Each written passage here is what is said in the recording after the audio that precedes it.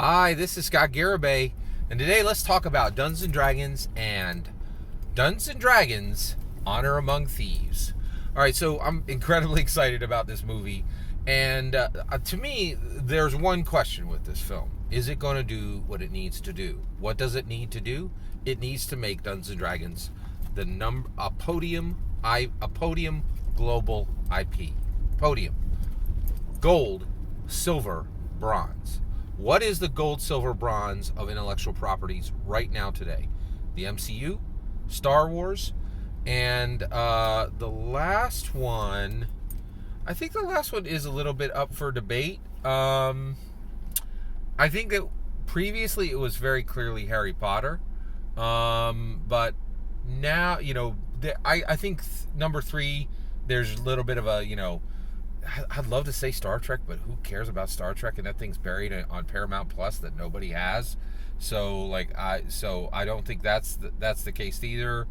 DC, the DC extended, they literally don't even have a name for it. Like the DC cinematic universe, even DC doesn't acknowledge, right? That's just utter trash garbage. Like their movies don't connect in any way.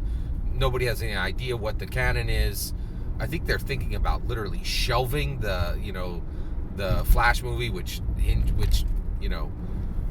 Black Adam, like, is he a hero? Is he a villain? I can tell you this right now: nobody at DC knows the answer, right? Like that's not in contention. So it is definitely Marvel, Star Wars, and I really think Harry Potter is number 3. Harry Potter is in terrible trouble. And believe it or not, I know this sounds strange, but Fast and Furious is in there, right? These are global IPs, right? And Dungeons and Dragons has every right, every ability to be there, right? And this movie can put it there. So I would really love to see. Well, actually, I don't want to see Harry Potter lose its place, but it's a burning platform at this point. I love Harry Potter. I'm a huge fan of J.K. Rowling. I read all the books, and once I'm a fan, right? The books are the books. They rocked, and I'm a fan of J.K. Rowling, and I'm a fan of Harry Potter, right? But the reality is that thing, J.K. Rowling has set fire to it at this point, and I really think this is the time for Dungeons and Dragons to seize podium position for global IP, right? And so that's what I want to see. I want to see it seize global positioning, right? And that's, I'm very excited about this, and I really want to see it happen, right? So, is this film, based on the trailer, going to do the job? Here's my answer. Yes, right? Now, what's the evidence for this, right? Well, the evidence is in the trailer, so let's look at the trailer in depth, right? So let's talk about what is the proof that this could catapult Dungeons and Dragons to global IP status, right? So one, there's a lot. All I want to talk about today is, did the trailer do one thing that a movie trailer needs to do? Make the people who watched it feel something, right?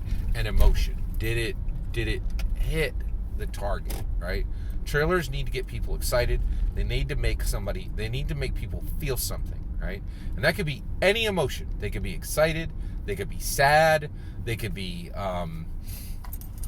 frightened, right? They need to feel something, right?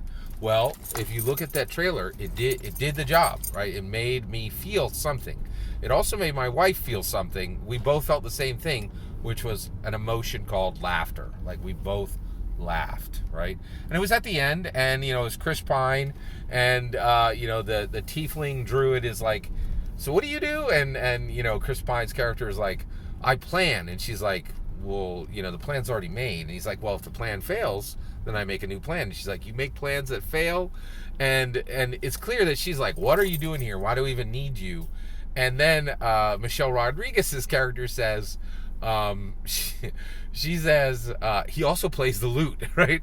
And we both, and then he said, that's not important. And then there's this, just this perfectly timed where he's leaping and playing a lute, and it's hysterical. And I laughed out loud My wife, when I showed her for the first, I watched the Dungeons and Dragons, trailer. My family had no idea. Now, it was only 4 hours later, but after I'd done my work day, and so I gathered the whole family, put it on the big screen, and I was like, "Behold!" And I played the trailer, and my wife laughed out loud, and it was so. This is one piece of evidence that this movie's going to do for Dungeons and Dragons what it needs to do. Put it on the map, right? Dungeons and Dragons is here and here and here for you and me, but for most people, it's in the ether. They don't get it, right? And we need to get it there. And this movie is the best shot we've had in 20 years of getting Dungeons and Dragons where it needs to be, in the mouth of every person, in the mind of every person, in the heart of every person. That's where we're going with this, right? And we got a real shot with this. It is incredible, and I'm very excited. Are you excited? I'd love to hear your thoughts. Let me know in the comments below. Please consider liking and subscribing, and have a wonderful millennium.